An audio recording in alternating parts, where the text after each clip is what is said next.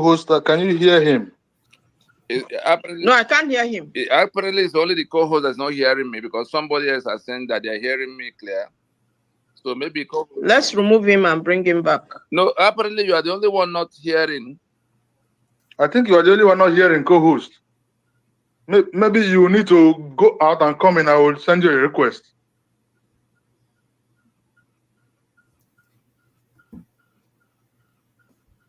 You can continue, sir, in the for the time being. Right.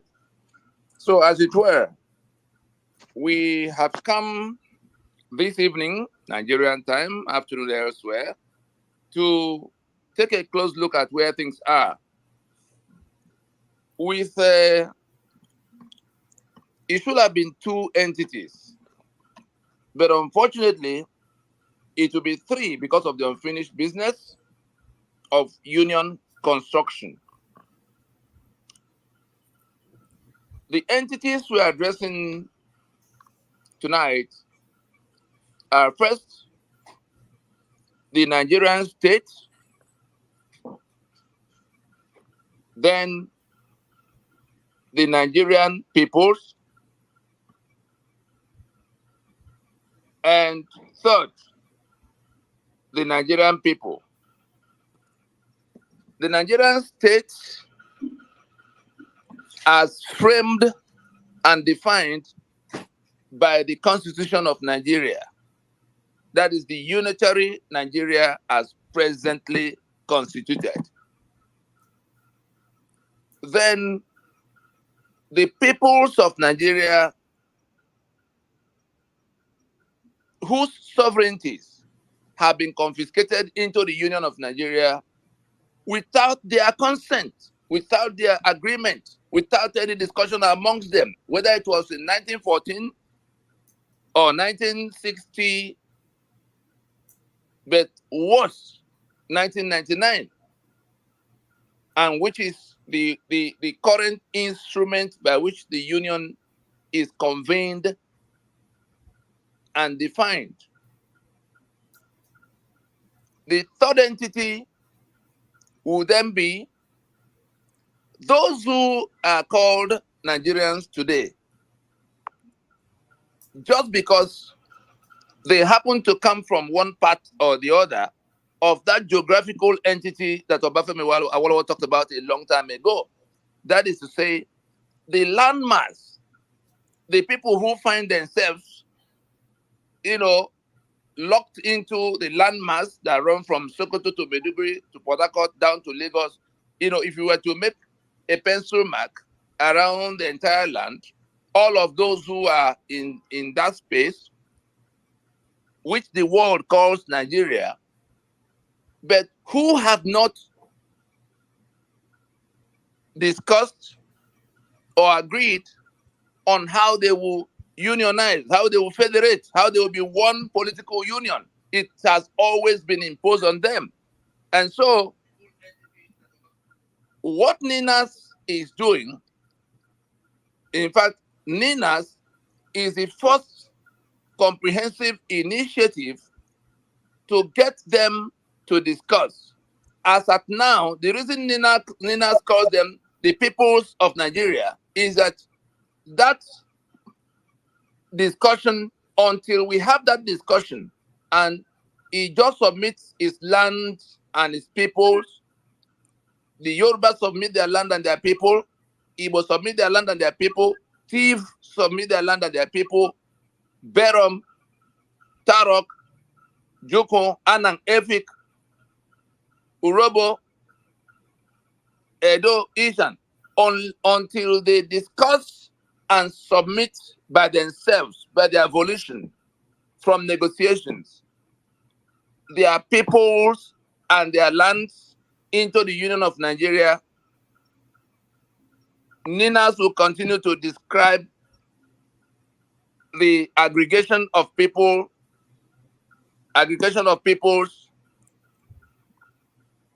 just for the fact that they are trapped here against their will. And the ones we call the people of Nigeria are the ones who are not conscious of what is missing. They are not conscious of the fact that the Nigeria they think is their country had been hijacked long time ago. The Nigeria they think must succeed, must be great, is the Federation of Nigeria. That Nigeria that came from the meetings of Lancaster House, but which was killed in the middle of 1966 and which was decapitated on the 27th of May 1967 by the gang led by Murtala Mohammed, but which nevertheless put, at the head of the parade, one Lieutenant Colonel Yakubu Gowon to be their figurehead. But there was a Major Murtala Mohammed that went into the killing of people in order to take their portion of the country out of the Union. They called it Araba on the 29th of July in 1966. From that point on, the Federation of Nigeria died and was buried subsequently in 1967. The same Murtala Mohammed turns up in 1975 to chalk out, topple the Gowon they had put in front as the effigy. And then dictated what will become the constitution by which they hand over.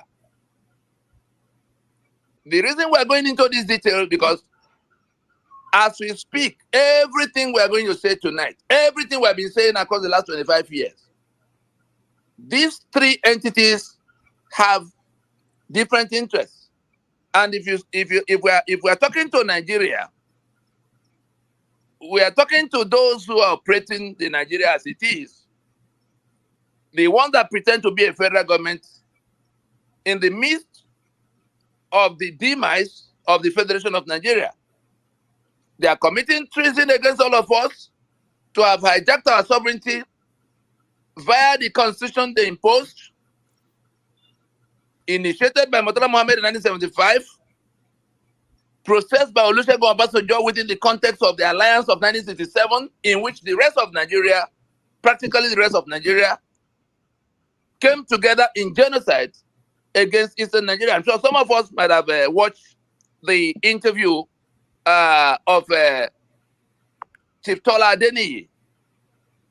He used to be managing director of Daily Times. He was a witness to all of what happened in the period that these things were being done. The killings that took place, the oil and gas assets that were taken over by those who orchestrated the killings, and what they've been doing with that money that now turned Nigeria into like a lunatic.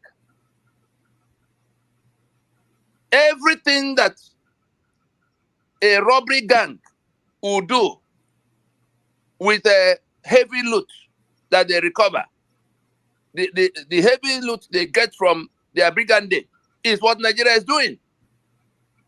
Unfortunately for us, that loot is a daily, it pours out every day. They only need to seize the space, and that's what they've done. 3 million barrels of crude oil, unquantifiable quantum of gas, and a whole number of other assets, which have become the property of that criminal enterprise called Nigeria. And why do we say that Nigeria is a criminal enterprise? Because it will soon come to where the proprietors, the enforcers, the subscribers to that criminal enterprise, that federal government that is created by this fraudulent constitutional instrument, in which our signature, and when I say our, I mean the signature of the peoples of Nigeria,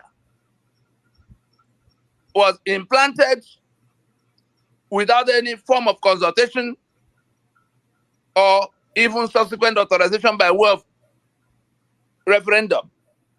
Imagine if after 99, they had taken this instrument to referendum, and we say maybe in our carelessness, in some form of whatever, however they do it. Imagine that we even authorize it. It would have become our act. But the fact that we did not make it, and there's self-evident proof that we did not make it, and yet it has lasted 25 years, holding onto our sovereignty. And so that entity called Nigeria today is to that extent a criminal enterprise. And all of those who are operating it, particularly the federal government, but, very heavily reinforced by the willing tools they find from amongst the peoples of Nigeria. And so you have somebody who jumps out from Imo State, for instance. That Imo State is a creation of that constitution, like all the other 35 states. Igbo people did not partake in the making of Imo State or Abia State. It wasn't their decision. Yoruba people did not partake or subscribe to the making of Ogun State and Oyo State. There may be soldiers in the Supreme Council at the time they were doing it, but it ought to be, and if it is not, then it cannot be. It ought to be the decision of the owners of the sovereignties. If anybody imagines that this discussion on who owns the land that is federated as Nigeria, which the British invaded, and which all the subsequent, more or less governance entities that succeeded the British.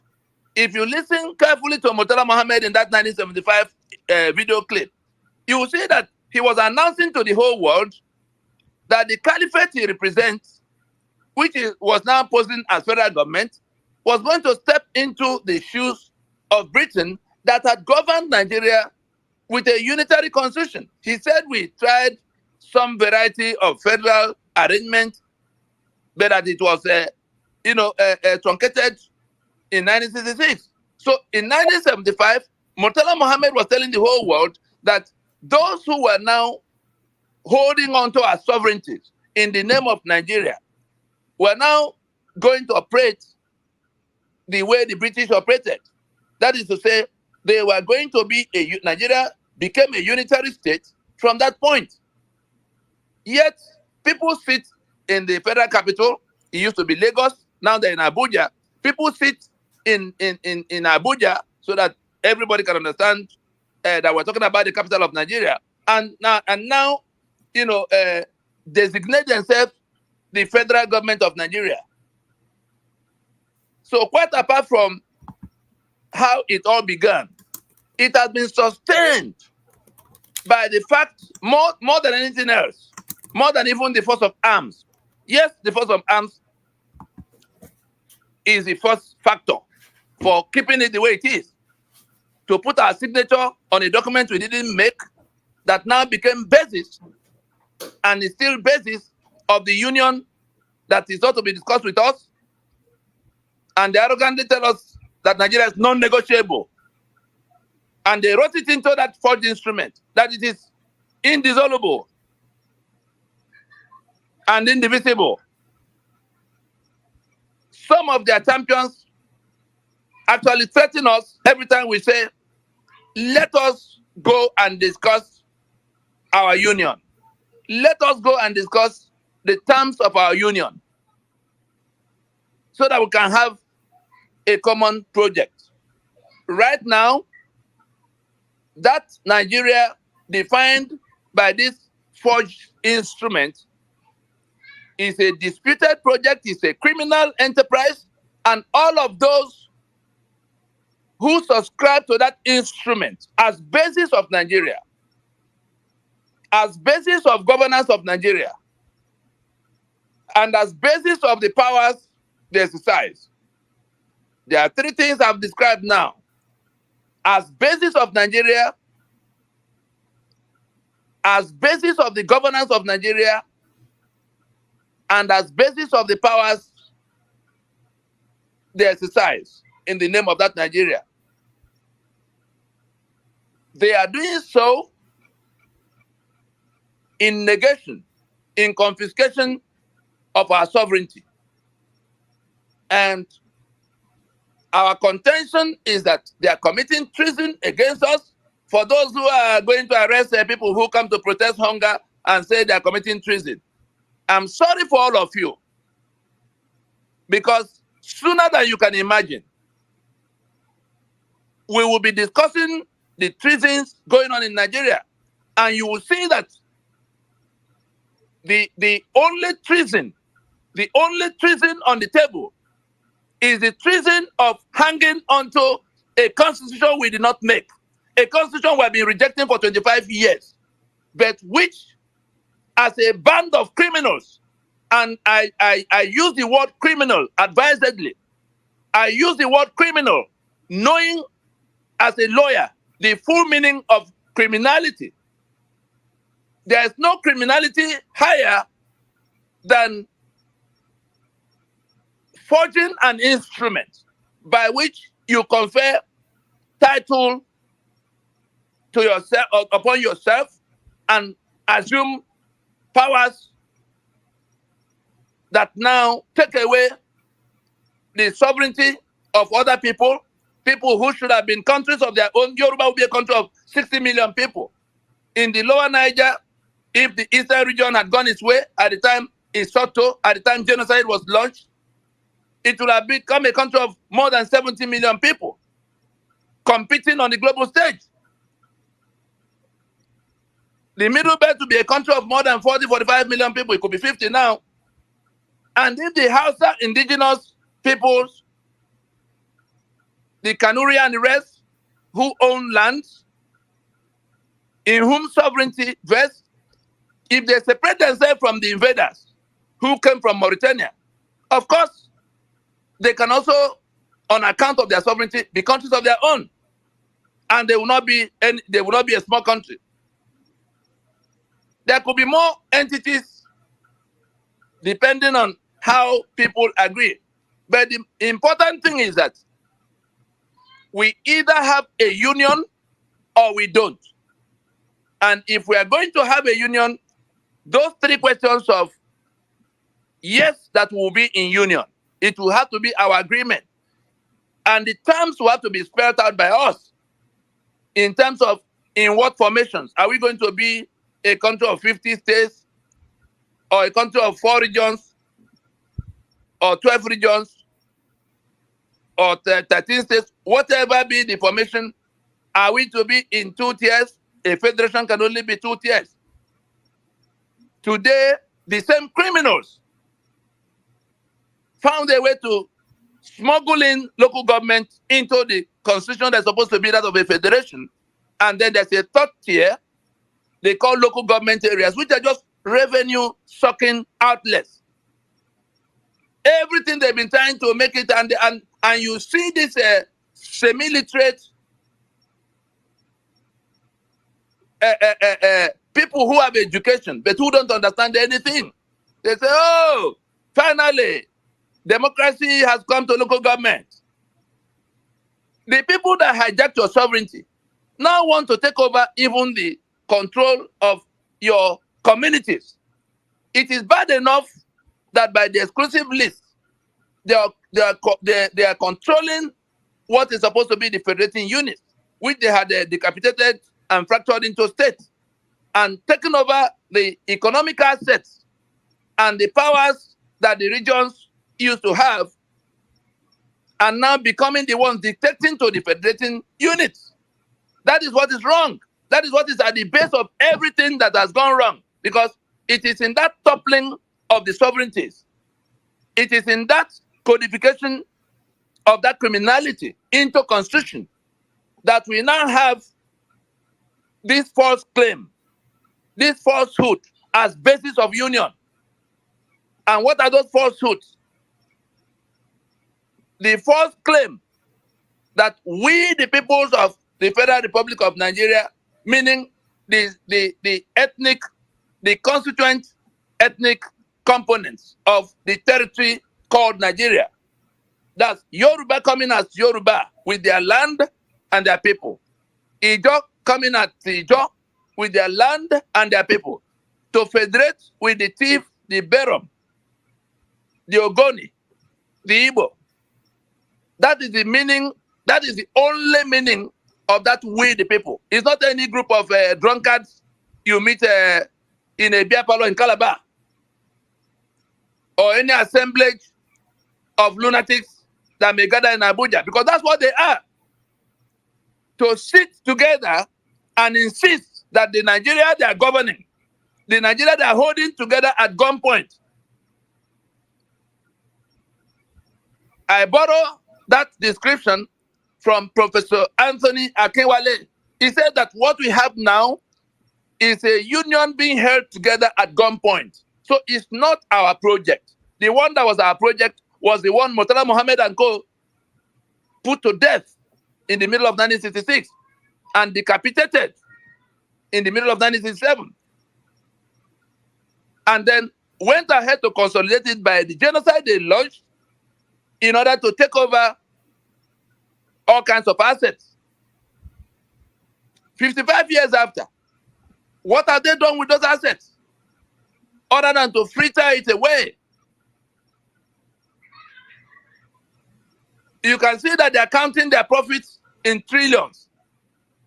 And the people they are governing, the people that they call, that the world calls Nigerians, their country has become the poverty capital of the world.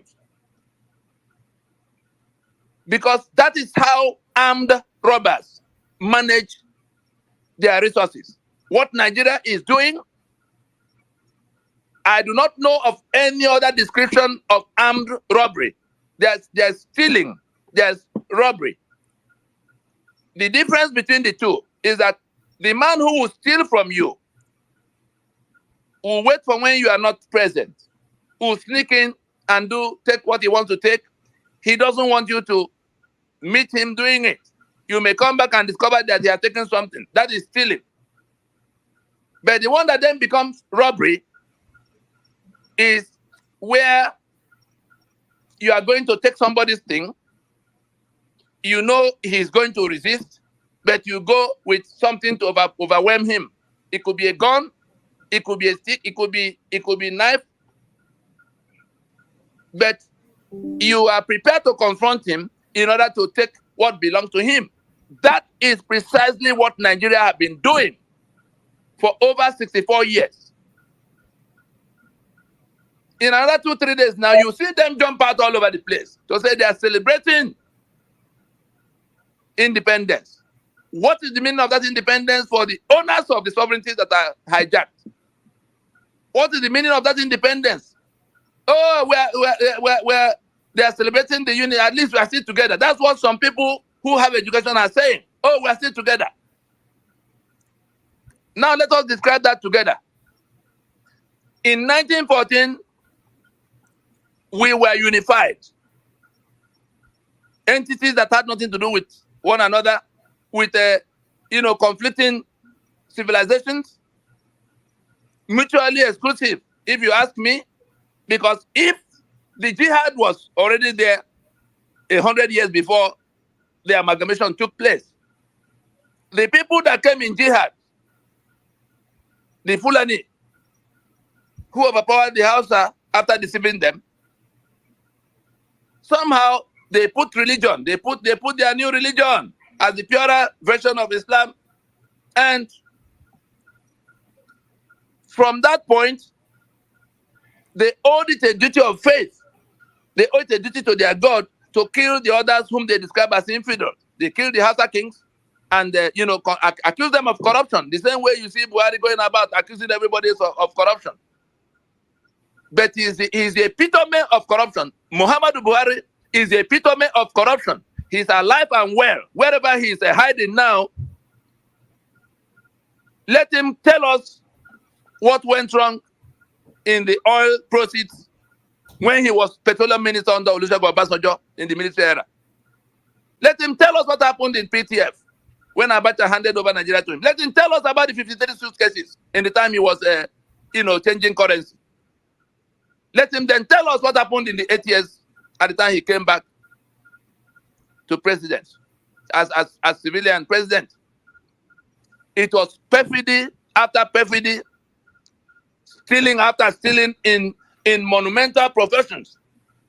Yet he had charged his way to power, killing, maiming, with all kinds of blind, deaf, and dumb, stupid people who presented him as the paragon of integrity.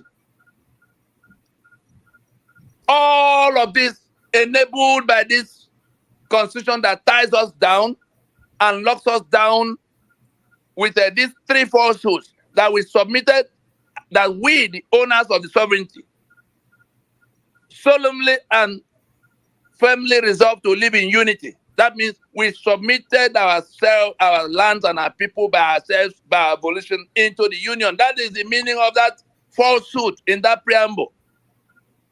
And therefore, that we made and gave unto ourselves this constitution.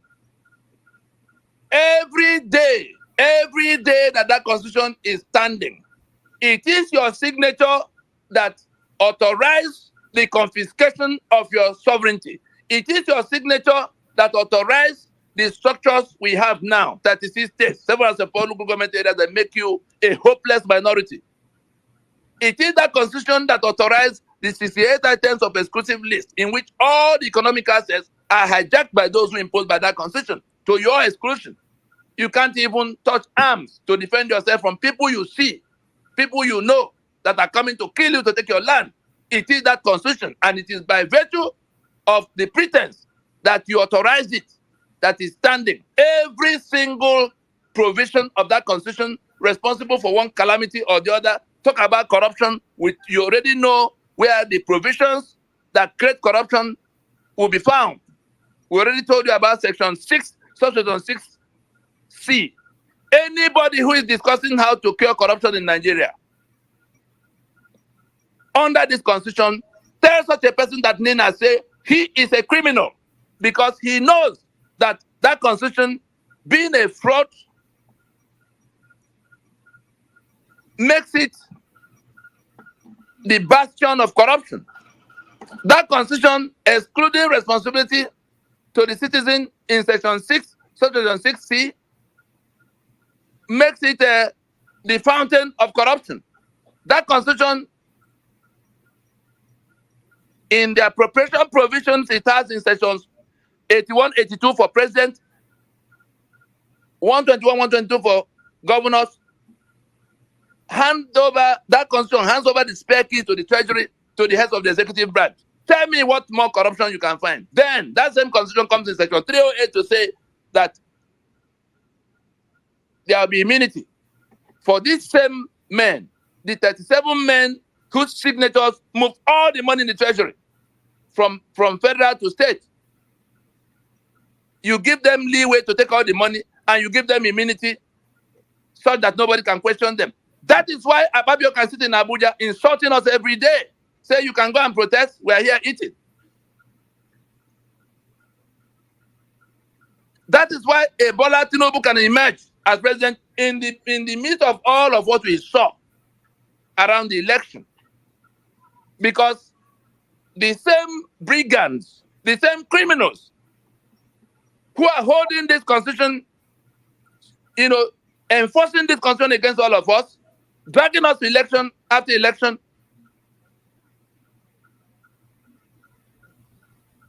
because election is on that exclusive list, they sit in Abuja and decide who will be. We saw it in Imo State, where Hope Uzodinma came a distant fourth in an election. And we saw a panel led by Kudirat Kekereekun. For whatever arrangements they agreed among themselves, they lifted him and coronated him as governor in Imo. Today, the news coming out of Owerri, nobody knows what Hope Uzodinma covenanted with those who made him governor. Today, the news coming out of Owerri is that Imo State of Hope Uzodinma has signed off on an agreement in which Imo will provide a rehabilitation facility for those who are dislocated in the wars, this terror war and all that. That is the very bandits, the very terrorists we're talking about who have managed to make their way in. Hope Uzodinma is going to provide Imo State land as where they will now dwell and begin to operate as a bona fide members of this society. I'll be stupid not to realize, I'll be stupid to argue against any suggestion that it might be part of his covenants with them for making him governor in an election he lost so woefully. As it is with him, so it is with Bola Tinubu in some of the things we see him doing. He must have covenanted with them. That's our charge. That's our suspicion. Otherwise, why would Bola Tinubu keep this constitution for even 1 month? The Abiola that became the Abiola's electoral victory that became the basis of Nadeko. It was because Abiola sat down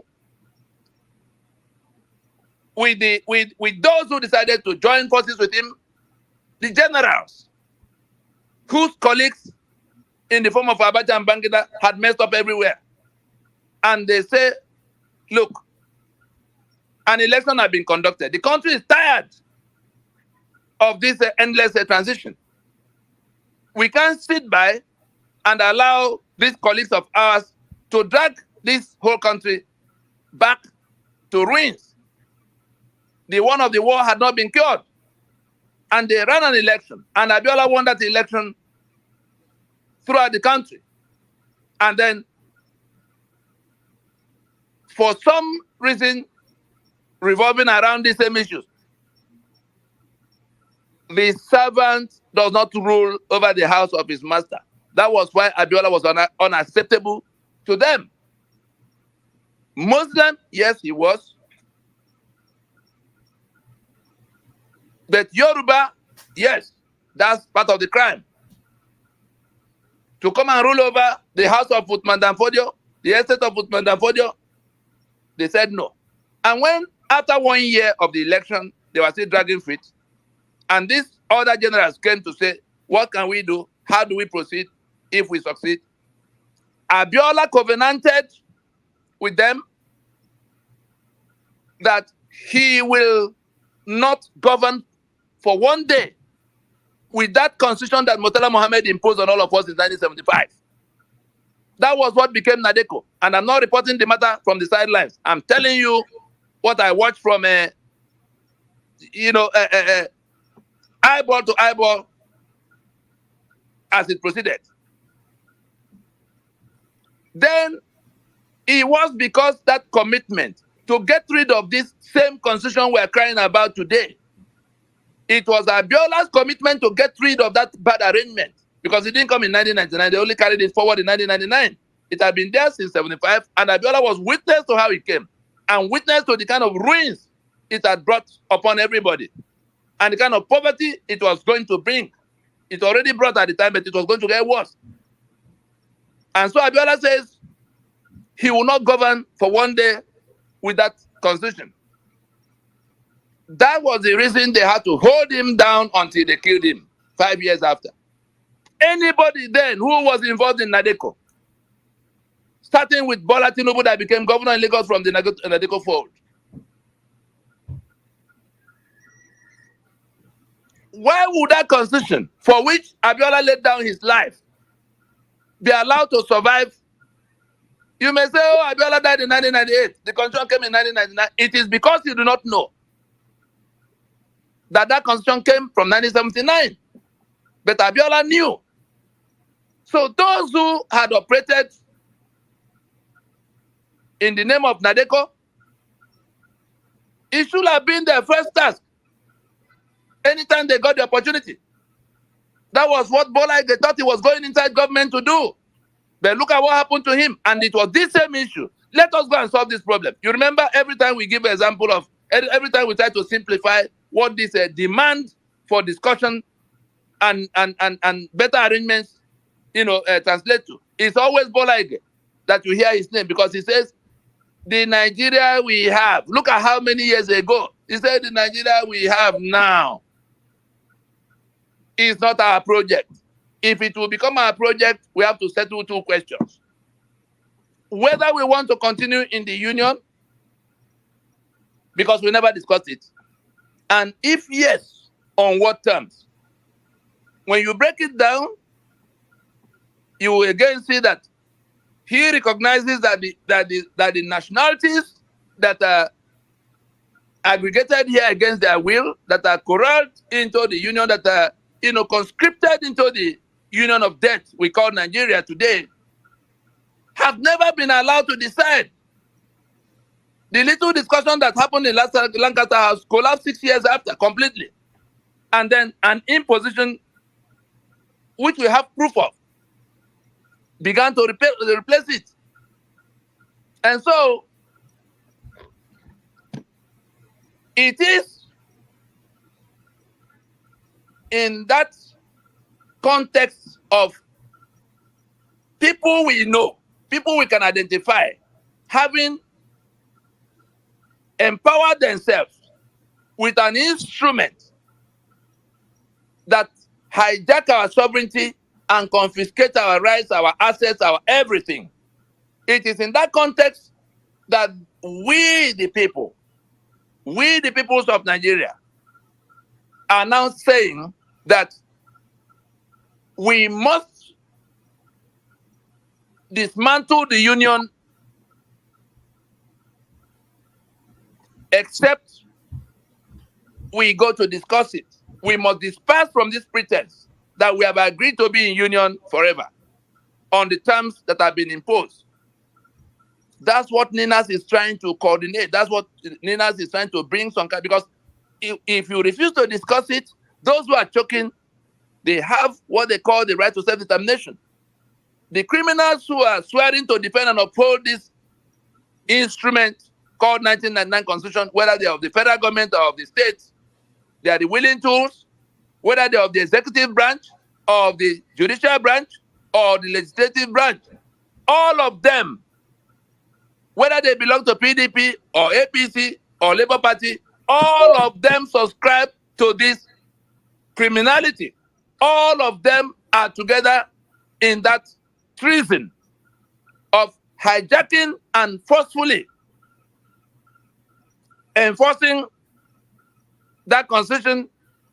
They hijacked our sovereignty by virtue of that constitution, and their participation in that crime begins and ends with their subscription to that constitution.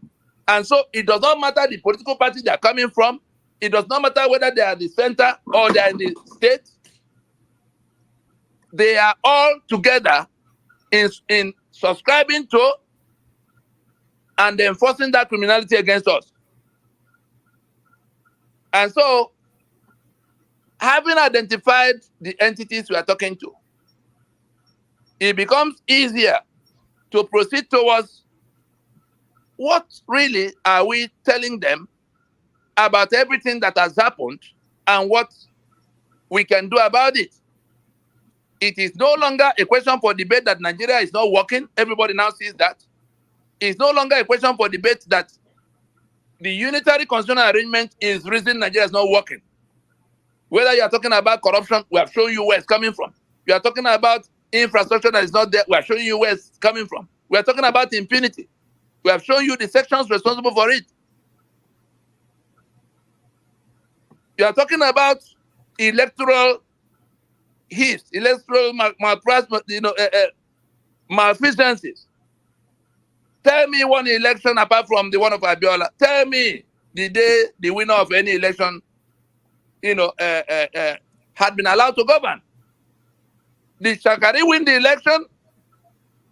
Otherwise, how did we come about 12 to 3rd? Did Jega not confess that Jonathan did not lose the election he conducted? Or is it the one of, that's where Buhari came from? Or is it the one that just happened last year? And so it is because the electoral machinery is centralized, just like the police machinery is centralized. And all the other things in that exclusive list.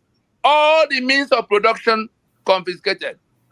All the powers, what you could call governance powers, to organize society the way everybody can get education and get healthcare and get and have an economy that can function.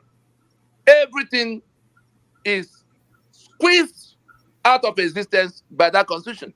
And the structure we're talking about, the structure in which we have 812 governments. I want those who are crying about hunger to listen carefully. Nigeria that worked had only 5 governments. 5 as in 1, 2, 3, 4, 5. It was the 4 regional governments and 1 federal government. All the bureaucracies that had to be paid for, that is those who are doing government work, whether they were premier or governor, whether they were minister or parliamentarian. It was around those 5 entities, the 4 regions and their union office they call the federal government. You now establish the departments that will be in charge of works, in charge of road, in charge of hospital, and all of that. And you appointed some kind of secretary. You could call minister or commissioner. How did we travel from that 4 to 36? And now compounding it with 774. There is no money left for the constitution already excludes responsibility towards you, the citizen. Then that same constitution creates this monstrous structure in which we have 812 governments. Every time I tune the TV, I see drunkards who come to talk about the economy and how it will work in a situation where all the bases are truncated. Economy of what? When you've taken all the means of production away, including the electricity that will drive it, including the railway that will drive it, including the port that will drive it. We can't even select by way of voting who we prefer because even that right is taken away. They are not accountable to us, and with immunity, the impunity, is the order of the day. And then you see people gather and say, "Oh, let us go and do electoral reform." Shame on any lawyer who is not talking about the constitution by which the winner will govern. If you do electoral reform, and INEC is still there to moderate, then they'll say BBA, and all kinds of nonsense. People you thought had education, people you thought had some little sense, and they parade PhDs all over the place. Okay, you do free and fair election. Let us even agree that it will be 1 vote to 1 man. You finish that election. The winner will swear to defend, uphold, and govern by the constitution that tie everybody else down, apart from those who are taking that oath. Because every month, the governor will go and take 30 billion, 40 billion. Every month, the senator will go and take 50, 60 million. House member. Even House of Assembly. That is the only thing. And all the parties in Nigeria subscribe to that. So where do we want to get the dividend of democracy if we don't have a democracy? Or do we have a democracy? We don't. Except the definition of the democracy will change for your country in Nigeria. We don't have any democracy. Why do I say so? Except democracy is no longer government of the people, by the people, for the people. It is in 3 compartments. Our democracy does not pass any of the 3 legs of test. And if you want to understand that definition, again, you go back to their preamble of that constitution. Government of the people means that the people are supreme and will set the supreme rules. That's what becomes the constitution. The memo and article, the memo that brings them together. They could have been countries of their own. And so government of the people is the foundation upon which everything else will be built, including the economy. Does Nigeria's constitution pass that first leg? Absolute no. By the people means that it is only by the vote of the people, that is the terms of the union, the formations, Imo State, Abia State, geopolitical zone, local government, all the things, all the structures delineated as federating formation in that constitution is supposed to be that second leg, because that is where you now see who will govern where, who will be president where. By the people. That's the meaning of by the people. Setting the rules in that entity they subscribe to. Then you come to the third compartment, for the people. That is where you begin to see policies. That's where you begin to see what is in it for the citizen. How is his rights guaranteed and protected? Where does the right of the state stop in dealing with citizens? What's the adjudication process in case people begin? So you begin to see the very, that thing that now gets summarized as for the people. It means that those who wield power will be doing so as mandated by the people via their constitution, to the benefit of the owners of the enterprise, that's the people. So if you have a democracy in which it is not, your constitution is not of the people, and your arrangement of how they are governed is not by the people, how can it then be for the people? Are you not surprised why those who are governing you are counting their profits in trillions every month, and you are struggling to find food to eat? They are traveling all over the world with their private jets, with their children in private schools, returning to school in private jets. Yet you cannot afford even the public school because you have to eat before you go to school. You fall sick. Malaria will kill some people today as we speak, malaria, because they can't afford the treatment. We're not talking about the electricity that will get to them forever. It will not come because that same constitution locks down electricity, locks down refineries, locks down everything that could have made life easy for anybody. They sit in Abuja throwing animal farm kind of statistics at everybody, including the ones who are still struggling to come to govern Nigeria under that constitution, instead of joining in the task of how that constitution will be brought down. Characters like Peter Obi, if Peter Obi does not mount the podium and tell the whole world that the constitution of Nigeria is the reason Nigeria is where it is, if Peter Obi goes around telling everybody that it is the leadership that he will offer that will change Nigeria, then I can tell you that is a principal part of the problem.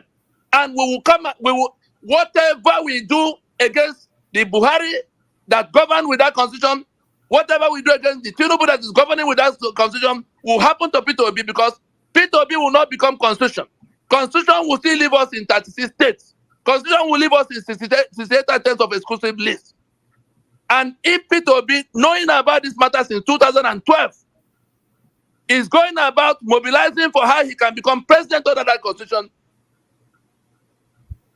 I'm sorry for him and all of the foolish people following him around, because if they have education and they're not asking the constitution by which he will govern, and we saw when he went to the White House to pledge to those who impose that constitution on us that he will govern with it as it is, that he will not tamper with it. If he did not say so, let him come out today, because we are going to 2027 now, according to their own thinking. Anybody amongst them, anybody who ever went to TV Anybody who is organizing protest today who does not come expressly disowning that constitution and saying that he will not contest election under it or govern under it or swear to defend and uphold it, any politician that has not said so is an enemy of the people. I repeat, anybody who says he's concerned about what is happening to the Nigerian people, but who has not come out inside 2024 to say that this constitution is the problem and that he or she will not swear to defend and uphold it, will not contest election under it. Any one of them who has not said so is a part of the problem. And if in not saying so, they belong to political parties that are still fielding candidates all over the country under that constitution, then we need no further, we need not hear anything from them anymore concerning their concern for the sufferings of the people. We have identified the source of that suffering. You stay with the enemy, swear to defend and uphold that constitution, contest election, plan to contest under that constitution, and then the next morning you come out and say you are leading a revolution. Let Sowore say to the whole world that he will not contest election under that constitution because the winner, he's not guaranteed to win, but he's going to validate a process that will produce an outcome. We still have 3 years.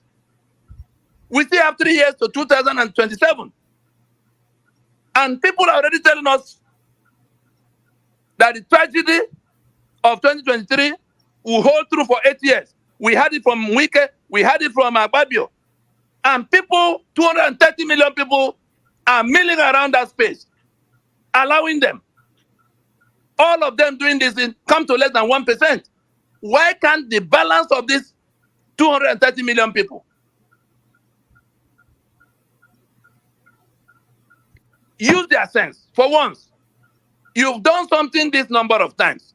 There was the election, the one of 1999. Let us take it that the soldiers deceived the civilian wing.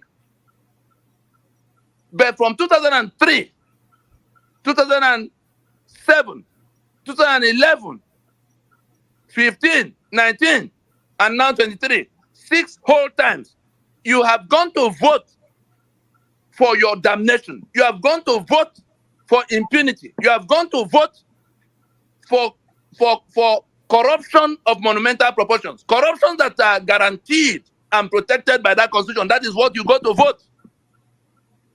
The winners will swear after you have exercised your foolishness, which you call franchise, to defend and uphold that abomination from which they will make humongous profits, as we see every month. And you go back to your misery and then you begin to cry. We have no sympathy for those who know the truth and decide to work with the falsehood. The truth is that we have not made any constitution. The falsehood is that we, the people, made that constitution. And so if you stand with falsehood, the men of God in the land, so-called, I know that already they are regrouping.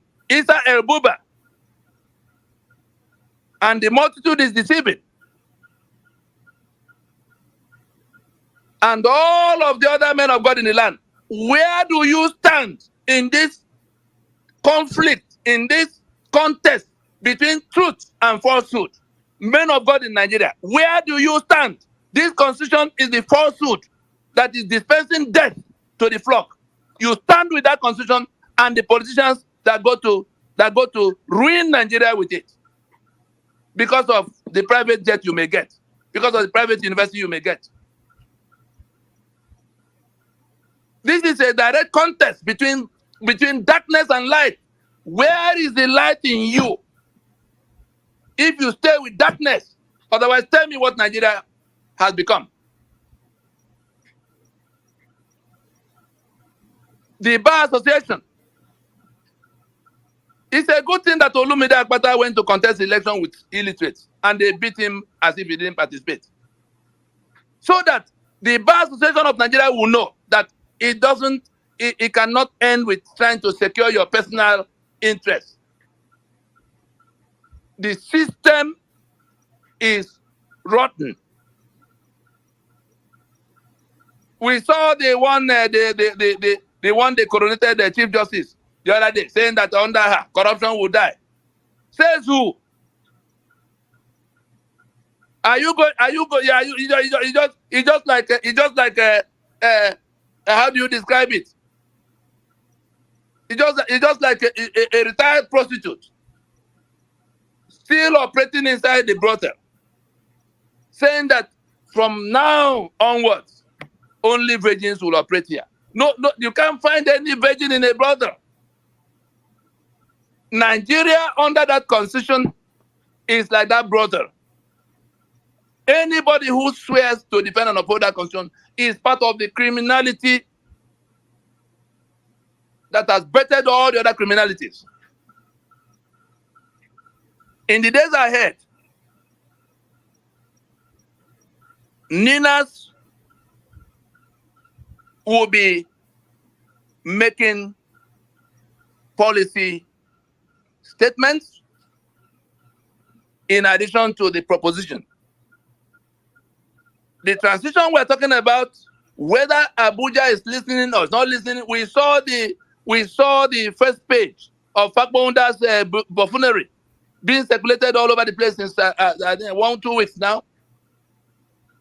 The full 18-page document has his name, Fakbonda, at the last page. But because of the rottenness of Nigeria, he puts the coat of arms of Nigeria on the first page, creating the impression it was something that has gone to the National Assembly from the president. They say executive bill for constitution substitution. You want to replace one criminality with a worse one, and it was Olisa Bakoba that was guiding them on how the National Assembly can go and write constitution and replace the one that the soldiers wrote. And people are discussing it. But we're going to ignore them. We're going to carry on. We have said all of what we need to say in terms of trying to guide them. We are now talking to the nationalities. And if you go back to where I started, I say we're talking to three entities. The government of Nigeria currently constituted in all its tiers, in all its arms. The peoples of Nigeria who own the sovereignties, the Yoruba that is fed up, the Igbo that is fed up, the Ijaw that is fed up, everybody that is fed up with Nigeria as it is. And then the third entity being those who have not made a distinction between the peoples of Nigeria and the people of Nigeria. The young people who have been doing NSAS, obedient movement, end bad governance, and who are coming out in Fearless October. We told those that came out before that your demand will determine the outcome.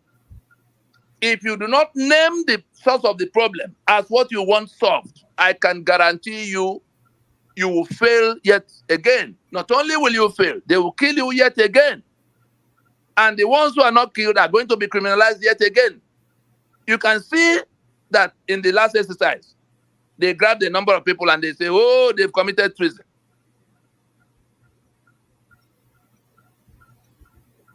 Who says that the government that delivered their hoodlums into the NSAS protests, we saw them deliver DSS bringing their own thugs, whom they call hoodlums, into the midst of the crowd that now began to destroy things, and then it became basis of claiming that the protests had gone violent. Who says that kind of government will not get Russian flags or send their own hoodlums to go and say, oh, let military come? We are saying, for the protesters, for those who are planning to protest, Ninas is challenging you. I'm reading now the theme of this meeting, October protests. seeking change, what kind of change, and how can it be attained? That is the question of Ninas. And we're not asking that question as in rhetoric. We are saying, can you dress back right now before anybody gets on the street and say it loud and clear in writing that it is the constitution, the unitary constitution of Nigeria that you want to terminate?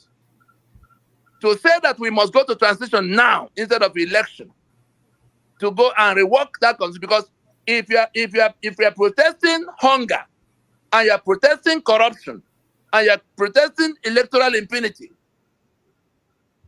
and all the subsidy and everything that comes with subsidy, the difficulties that have been imposed on you and your business, if you are protesting all of that, and you do not find the honesty, you do not find the courage to say that you reject that constitution, then you are very much a part of the problem. The media, every day you open the TV, the same discussions. They are discussing what government has told them in the morning, all through the day, that the economy is growing. They are throwing numbers around. When Jonathan was president, Bola Tinubu said to the whole world that no matter what statistics the government generates, that anybody who wants to know what is going on with the economy should go to the market woman inside their trading place and find out what they are saying about how things are with them. Are they able to buy and sell? What are they feeling? It is what they tell you about how they are faring that is the measure of how your economy is going. Today, the interregnum headed by Bola Tinubu is telling us the exact opposite. To say that the people may not know that they are doing so excellently. And they are throwing figures. The other time they said they made a surplus of 6 trillion in something. I don't know what it is all about. People cannot feed. You are sharing billions amongst yourself every month, at times trillion, and you turn around to tell them that you have made surplus of 6 trillion. Because there's a constitution that guarantees that no part of that money will come to them. But you can go to the airwaves and tell them that their lives are better. When we get to the next phase of what we are doing to enforce our consensus, people are going to be reading books like Animal Farm to see the kind of madness that had enveloped them all this while. Because it's only in Animal Farm that you come and tell the animals that their lives are far better than it used to be under Mr. Jones. That's what this interregnum is trying to tell the people who are choking. It's now a point of debate among them. They actually said that it is their political opponents that sponsor people to come and say that they are hungry. But let that insult continue. The ones who go to protest, but who do not want to touch the subject matter, the labor union,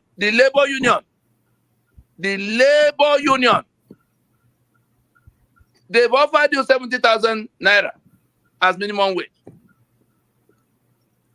You did not care about what will happen to the other people who are not on the payroll at the time you are going to make demand for yourself. Okay, they've given you the token. Where does it take you? In a situation where the subsidy, we don't know the quantum of it now, has eaten up everything. Even before it's paid. I hear that they paid whether it's 40,000 or something. I don't know what they haven't paid the 70,000. They said they will pay back to July. They are bribing you, labor union. They are trying to bribe you. Say, oh, okay, we pay from July. Where does the rest of the country go if you settle only for yourself? Are you going to have another market that is made for labor union only? Look around the countries of the world and see who led the charge. If there is knowledge on what to do, go and find out how apartheid was brought to its knees. Where are the labor union people in Nigeria? They are discussing only their wage. Whereas the constitution that guarantees all of the things that are happening to you is being discussed. You have no interest in it, but you want to go and complain about the outcomes from that constitution. The polity, the politics, and the policies in that order, like the foundation, the pillars and vertical column, and the roofing structure of a building. Leave out the first one and see what happens to that building, especially if you are building in Lekki. You go on a pile of sand and you begin to put the blocks. You make no foundation at all. You will never get to even lintel of the first. It will crumble on you. That is what Nigeria has been building. And all the building materials that will have made Nigeria a leading economy in the world. Because we refuse to settle the first question first, the constitution upon which the economy is erected, upon which our security will rest, upon which everything will stand, we leave it aside and we're content to cry about the things that are not working well for us. And so our message is simple to the government. Everything economic policy has failed, will fail yet again as long as that constitution is in place. And the anger of the people is only building up. How it will boil over, we do not yet know. But if you think it's the ones you are seeing that are coming to say, oh, we'll do revolution tomorrow morning, you deceive yourself. To the protesters, we say, you've done this so many times. Your demands had never attempted to address the problem. The ones who managed to put constitution as number 1 of 14 demands in the end bad governance protest of August, they modeled it all up because they are looking towards 2027. They just want to present themselves to the rest of the world as the leaders of revolution. They don't want to solve the problem. If they want to solve the problem, they will go straight after that constitution and whatever it will take to take it out now. The rest of the people who are following them and who are not interested in knowing what they are going to look for and how they can get it, well, the Bible already condemned you to perish because it's out of ignorance, and the Bible says, my people perish for lack of knowledge. So the Bible already condemned you to perish if you choose to walk with ignorance where knowledge is available. And for the peoples of Nigeria, your land is described as Nigeria because somebody wrote a decree somewhere. Your people are being humiliated in that Nigeria because somebody delineated the power structures. You have no right to your economic assets, whether it's oil and gas or bitumen or limestone or port. You have no right to it. That exclusive list took everything from you. And so if you are content with you can't elect who will govern you, they will impose one on you. You can't do anything about what they are doing because they have immunity. If that is how you want to live, it's all up to you.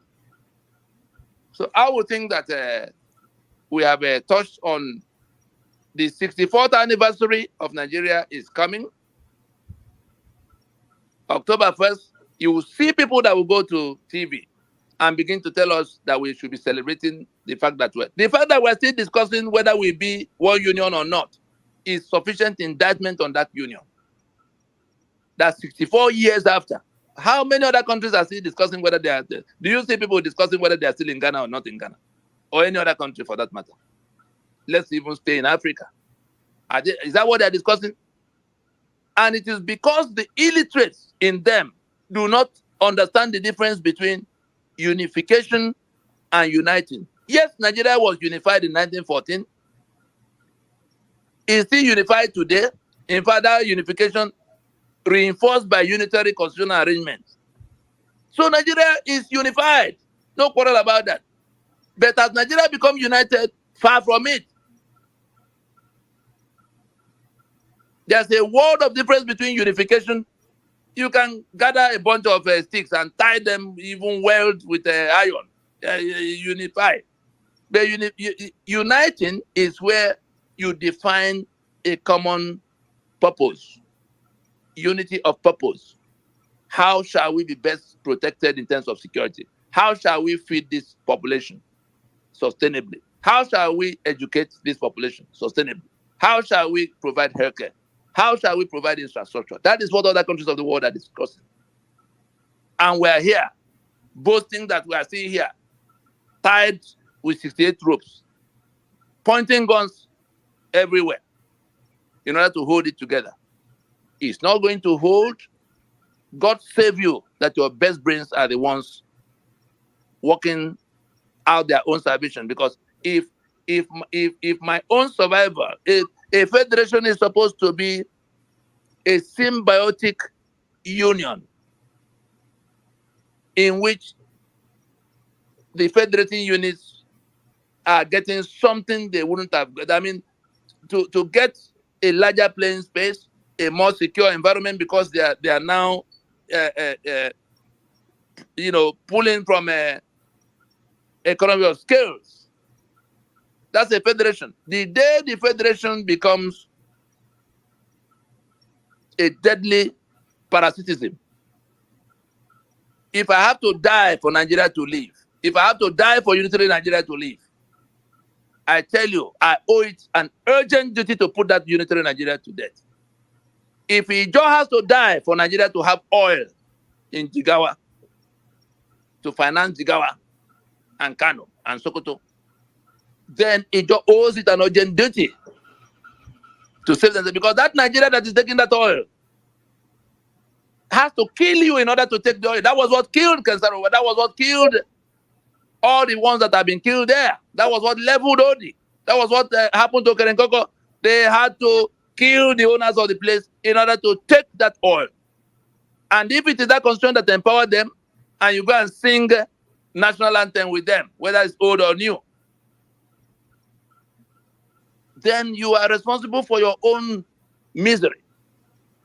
The same thing for all the other people. That constitution is responsible for what's happening with you. If you don't reject it in the manner we're asking you to, and it's so very simple, just say you will not go to another election as a mark of your rejection of that constitution. That's all. Leave the rest. Let us see who can preside in 1 month from the time you say so. But every other thing you come to say is a product of ignorance, and the result you get will be worse than what you got before. We stop here. Thank you for listening. Thank you very much for your thoughtful and insightful presentation. The floor is now open for questions and discussions. Please feel free to ask questions or make comments. Keep your comments concise and relevant to the topic. Maintain a respectful tone and avoid personal attacks. To raise your hand, click on the heart icon located at the bottom right corner of your screen. Then select the raise hand option. Thank you. Questions, comments? Questions, comments?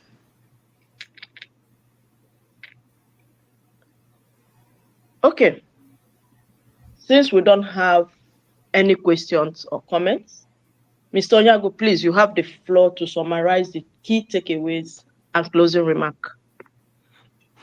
Thank you very much. Ladies and gentlemen, esteemed guests and fellow Nigerians, the deliberations of our meetings today can be summarized as follows. Today, Nina's town hall has shed more light on the fundamental issues crippling Nigeria and Nigerians. We now understand the root cause of our many problems. We now understand the consequences of building a country on an untenable and unworkable constitutional foundation. We now have a clearer understanding of the choices we must now make for transformative change.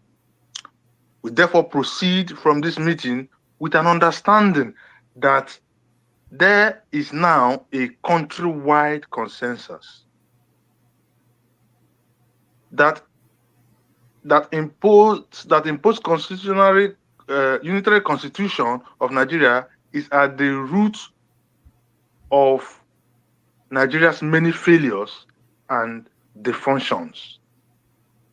That economic policies cannot succeed without an appropriate constitutional foundation. That the solution to the woes of Nigeria and the misery of Nigerians is negotiation and distillation of appropriate constitutional arrangement to federate the peoples of Nigeria. And now a call to action. To the government, it should by now be abundantly clear to you that the monumental economic, security, other socio-political nightmares of Nigeria are flowing from the untenable and unworkable unitary constitution upon which Nigeria is currently erected. It should also be clear to you that anything short of the initiation of an immediate transitioning to rework the damaged constitutional basis of Nigeria is an invitation to anarchy. To October 2024 protesters, you are invited to channel your energies into the Nina's proposition, avoiding past mistakes, which are NSAS, obedient movement, and end bad governance protest, which not only caused failure, but death, injuries, and charges in high crime. To the populace, demonstrate your rejection of the death dispensing 1999 constitution by rejecting further national elections in 2027 under the illegitimately imposed unitary constitution and election, which would perpetuate suffering, consequences of inaction. 6 electoral cycles under the unitary order since 1999 have led to increased misery, fuel subsidy nightmare, currency devaluation, increased tax, mass hunger, and mass poverty, etc. The power of choice. Listen to Ninas and reclaim your sovereignty, or heed political calls and perpetuate your suffering. The choice is yours. Many people often ask for directions on how to achieve this change Ninas has been telling us, which is to decommission the 1999 Constitution. Here are the steps that we are to take to answer the question. 1, organize within ourselves as a people. Without being organized, we cannot carry out a strategic action. We have to set up an organized movement of the people with the understanding of what the problem is, which is what Ninas has been saying.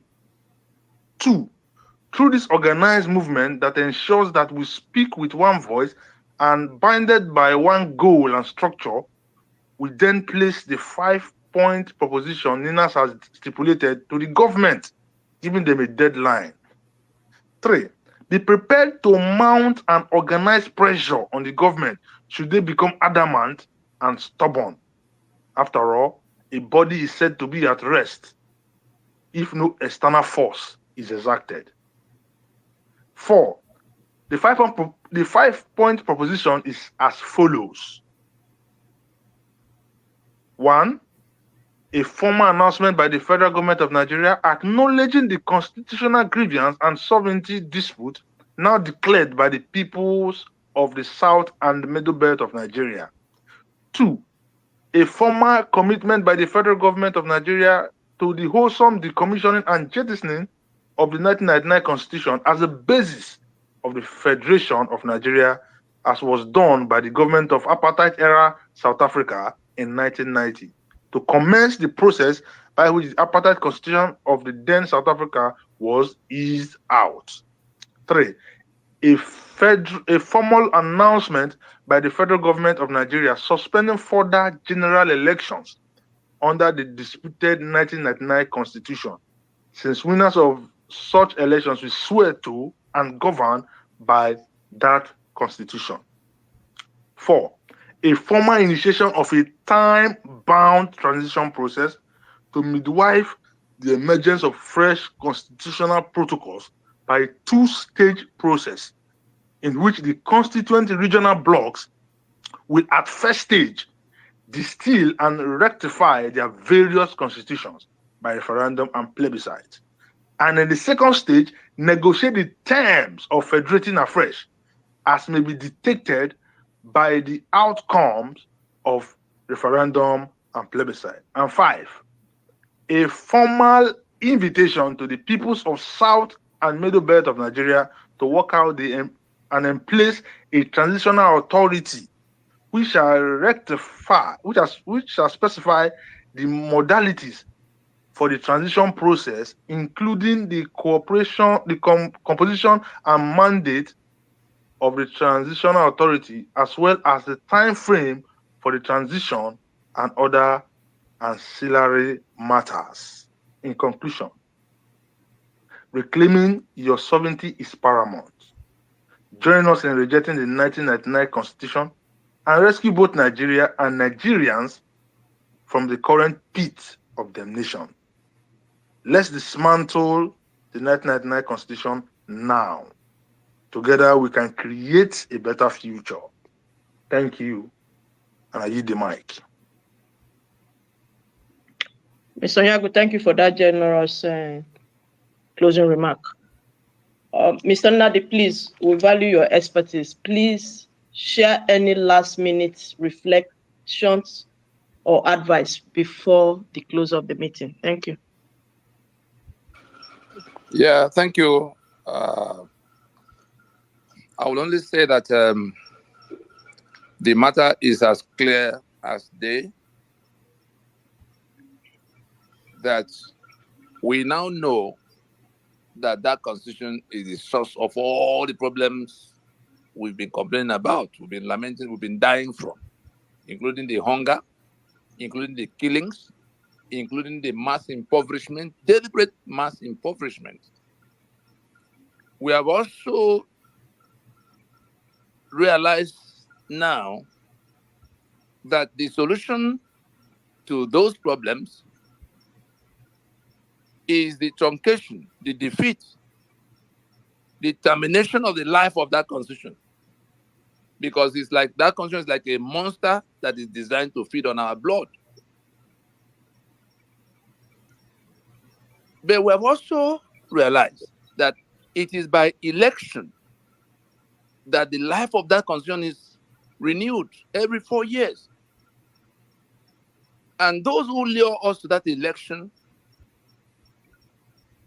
it is by our act of going with them that they step into their benefits as soon as we are done and they coronate themselves. They swear to defend and uphold that very source of our damnation.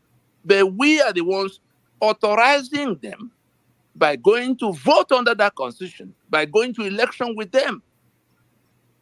Especially when it was our right to make the constitution in the first place. We didn't make it. They wouldn't let us discuss it. They say it's beyond discussion now, indissoluble. We say, let us go away. They say, no, they beat us up, they kill us.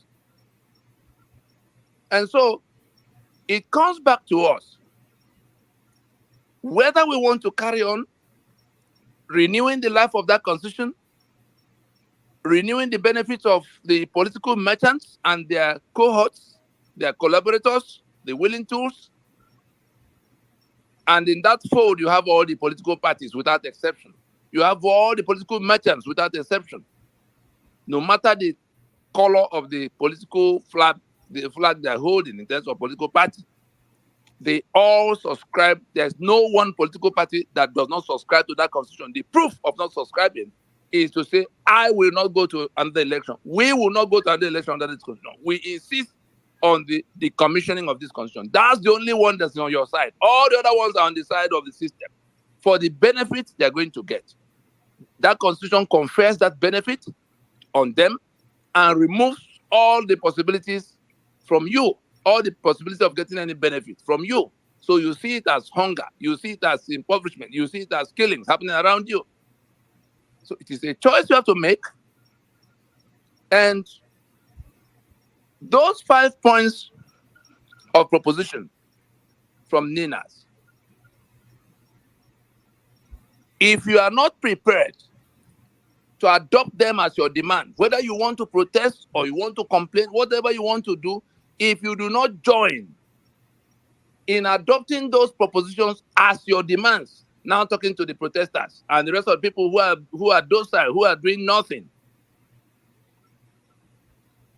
then it could be concluded that you have chosen to perish. If they come inviting you to election, whether they are political parties or your church leaders or all the other, civil society people that are standing between to say, oh, once they put a BVA, PVC will work. All of them are together working for that monster, for the benefit they get personally. But if you allow yourself to be lied to, if you allow yourself to be deceived into going to renew the life of that constitution the 7th time,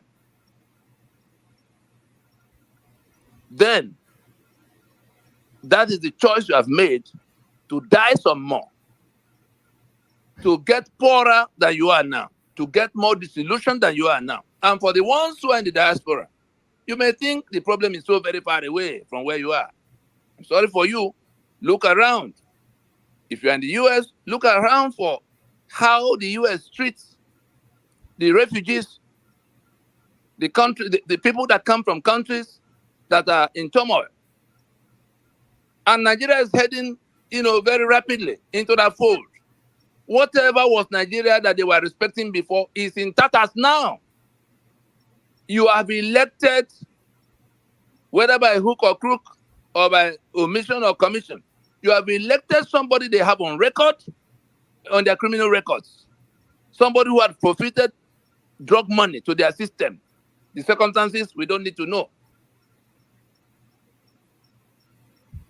That's what you have done by going to that election. And so they won't ask you what your role was. They are only seeing a Nigeria that is presented to them in the manner represented by the people who are put in the government house. You saw Shetima in New York. You saw Tinubu in China talking trash. But it's all our responsibility. It comes back to us. The outside world doesn't have to know, doesn't need to know. However we ended up with them, they will say they're in a democracy. We have to be the one to shout to the outside world that we have no democracy.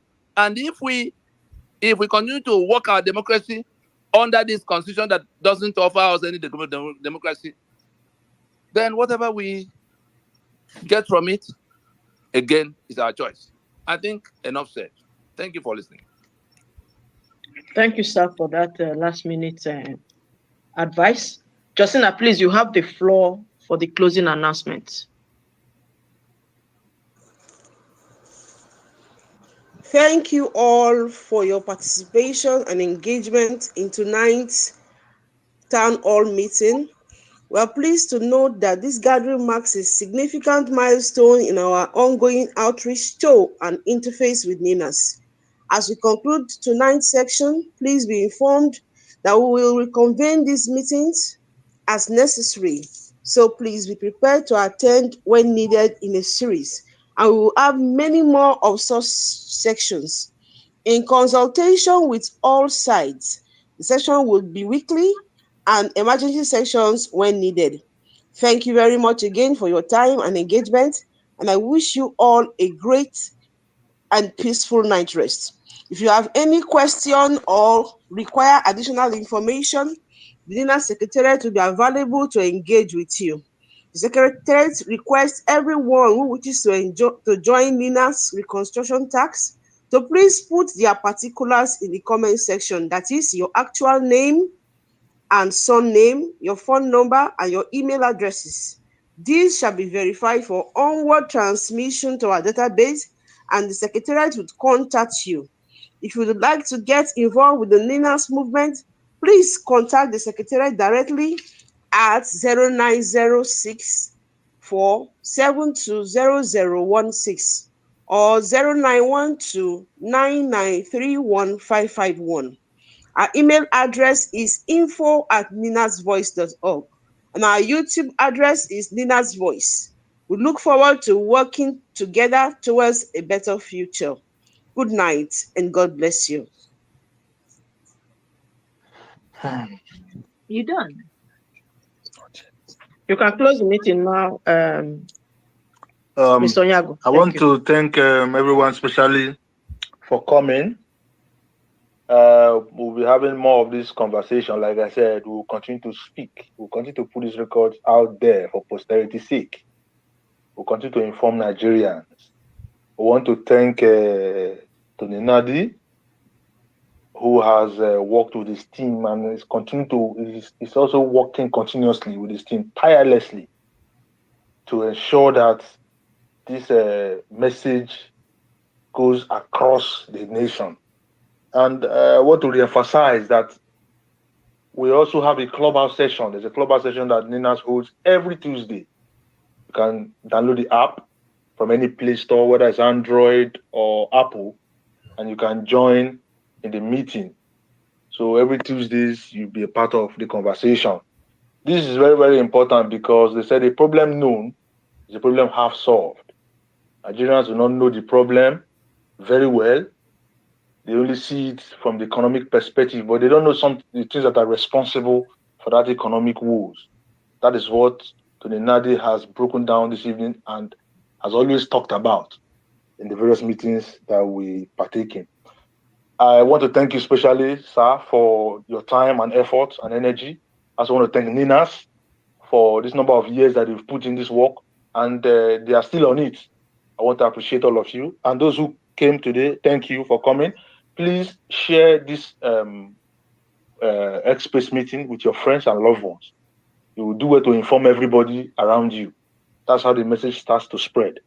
We will see you again when we hold our next X-Space meeting. I will also expect to see you at the Ninas Clubhouse on Tuesday. God bless you for coming. And I will close this meeting at the count of 5. Now we go. 5, 4, 3, 2, 1, 0. Good night. God bless you all.